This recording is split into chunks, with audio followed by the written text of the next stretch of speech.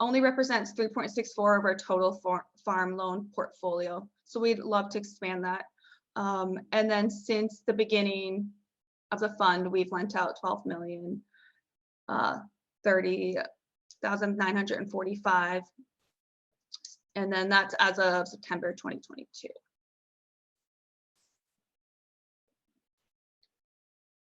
And then next slide. And then this is just a little overview. I think even though our goal is to have moderate interest rates, right now I think we have some of the lowest interest rates compared to other programs. I can't speak on behalf of them because they all have their own requirements. This is just a list of ones I've worked with before or have heard of that you might be able to apply for. You could apply maybe simultaneously. One thing I remember the Mariculture Revolving Loan Fund mentioning that they need to be first position for collateral, and the state of Alaska Division of Agriculture also does need to take first position on collateral. So you could apply for several, but you might only be able to accept one of the loans, or unless you're doing a mixture of collateral. And then just you'll see that our rates are between 3 to 3.5%. And some of these other rates go up to even 9%. So our rates are pretty good. I do encourage people to apply. And then the next slide. And then the great thing about the Division of Agriculture is we have a lot of other programs for farmers, and we're pretty well connected with the community. The Alaska Grown logo is probably one of the most recognized logos throughout the state. You'll even see it at other stores, even unauthorized. I guess they'll just copy the logo and put it in like Walmart or Safeway. But it does belong to the Division of Agriculture. And if you're interested in becoming part of the Alaska Grown family, it is its own program where you'll need to register. But it's great because then you can use the label on your product, and I think it's very helpful and recognizable to a lot of people even visiting Alaska, so it's helpful. And then we have a lot of grants going on every year. We have the micro grants for food security, and then we have a specialty crop grant that also qualifies for or where mariculture qualifies. One thing to mention about some of our grants is that shellfish doesn't qualify, but things like kelp and sea asparagus and those sea vegetables do qualify. And then I put the link to grants, and there is some context I can give you if you're interested in that later. But of course, the grant is great because you're awarded that money instead of having to apply for a loan. And then we do have a really excellent marketing program where you can market within the state of Alaska for your product. And then also we work with WASADA, which is Western U.S. Agriculture Association, and we can actually help sell your product internationally. One of our staff, Amanda Swanson, she works with companies overseas in Asia. So, and we've had buyers from Asia for some of our products. So eventually, if you'd like to go on that route, we can help you with marketing internationally and throughout the United States.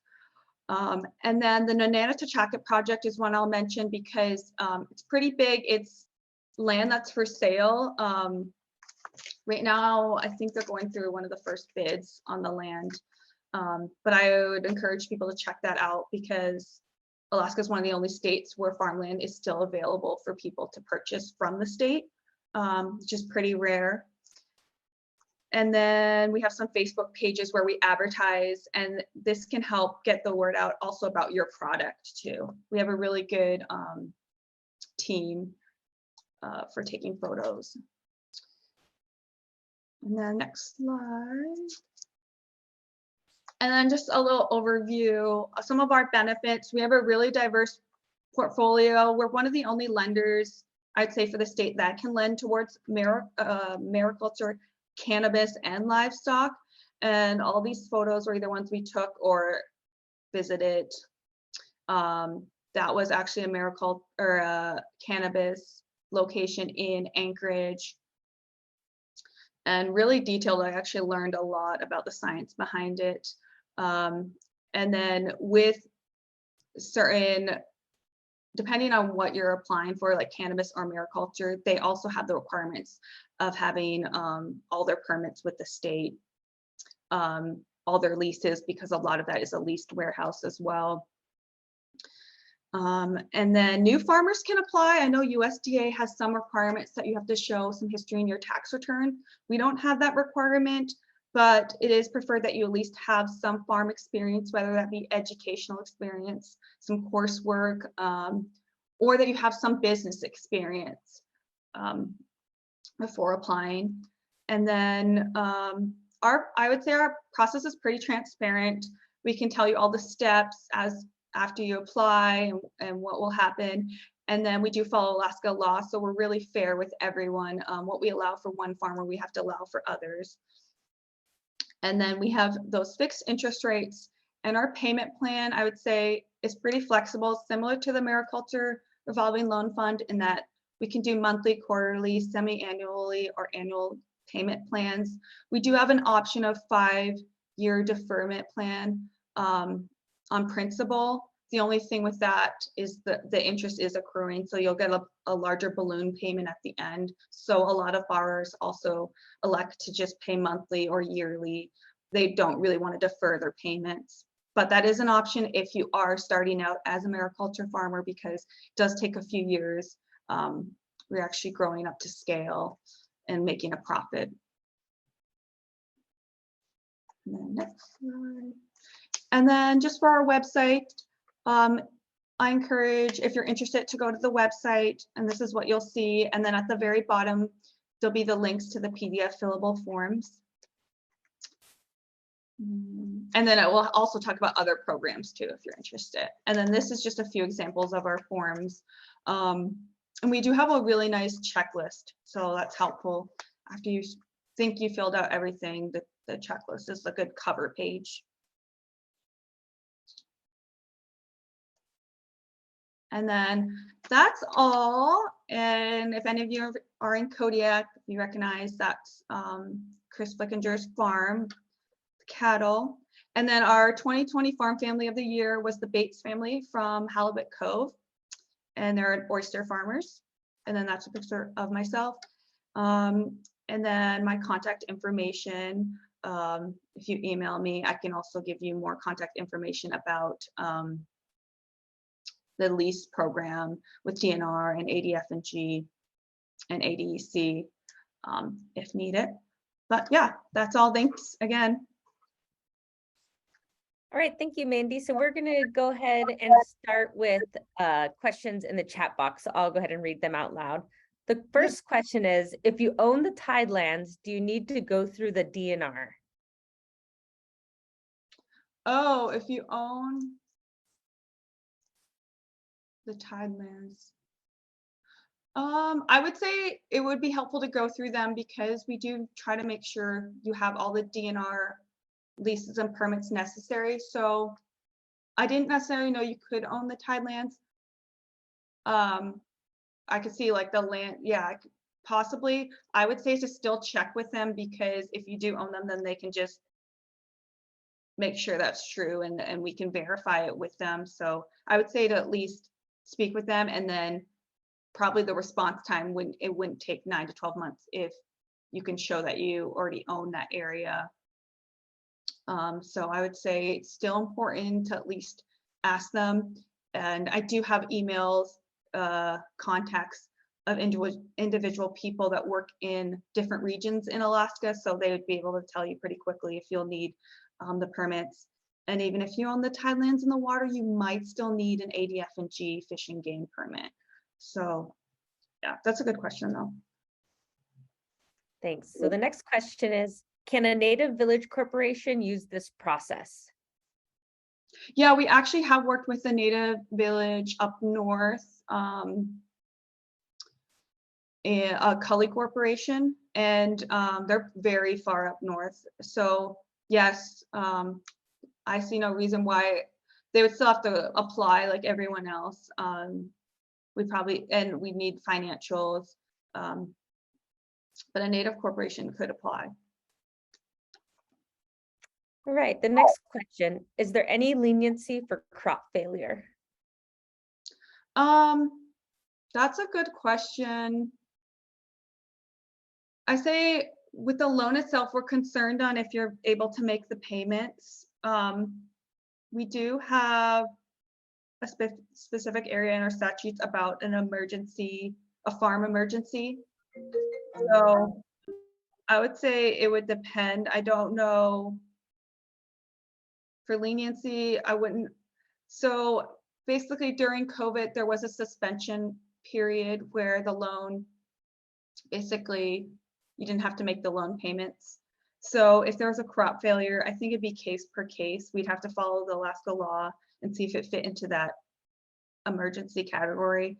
But we have a pretty low default rate, only 2%.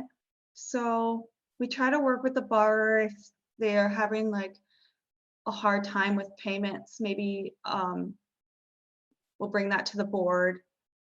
So as long as there's that open communication, that's really important to us. But of course, we do consider like the farm disasters. And then also all of our loans, you do have to carry the insurance. So insurance companies usually will help with that too.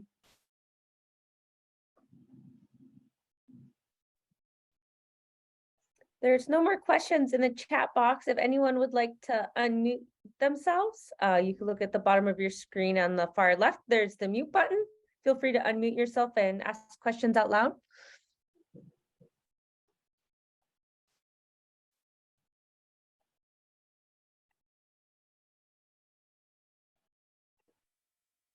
I have one question while people are thinking. When it comes to using programs such as Alaska Grown, does a business have to have or have had a loan originating from DNR? Oh, no, definitely not. We have people that have used our loan program have used Alaska Grown without needing a loan at all. So it's a different program completely. And then we've also had people that have had loans with us that have also become part of the Alaska Grown family.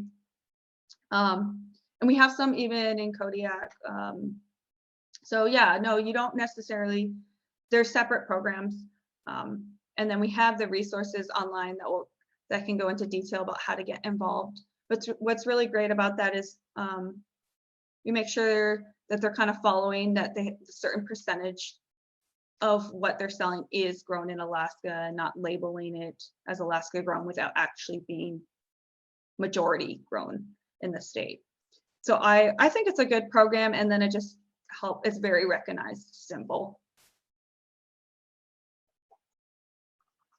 If anyone else wants to ask a question, go ahead. Well, I have one more question. I'm interested in about doing land purchases. So for example, would someone that wanted to build, say, their oyster shucking house on land adjacent to their farm, would they qualify for this loan for doing a land purchase? Yeah, if they're purchasing real property itself, then definitely. A lot of times, you know, the oyster farmers, for example, they just want the funds for equipment. But then if they have land itself too, they can also put that as collateral.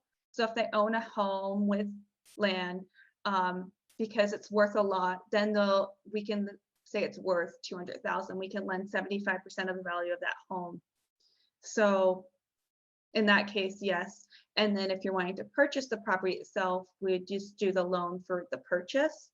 And then with that good interest rate, we are not supposed to lend towards residential homes, though it would be if the home itself is classified as like a farm home with land, and that's going to be your primary farm home. But we do, and then we follow the standard mortgagee process where we have a title insurance policy, kind of like if you're getting a mortgage with a different lender. So very similar. Thank you. There are no more questions in the chat box. Anyone want to ask any verbally? And then you can always reach out to me.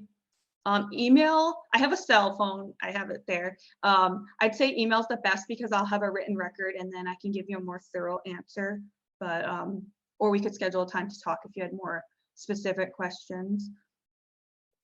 And we will be posting a copy of these slides on our website. I'm also happy to email them to folks if you send me an email requesting that. We had planned on putting the recording up as well, but Zoom was giving us some technical difficulties. So unfortunately, we are only able to record half of the presentation. All right, Mandy, well, thank you very much for your time and your energy in giving us this presentation. It was very informative. Yeah, thank you all so much. And I encourage you all to apply. So. All right, well, thank you, everyone. You have a great day. And remember, we will be having another webinar next month. So that'll be the 1st of December. Go ahead to our website, alaskaseagrant.org, and you can register for that next webinar. Have a great day.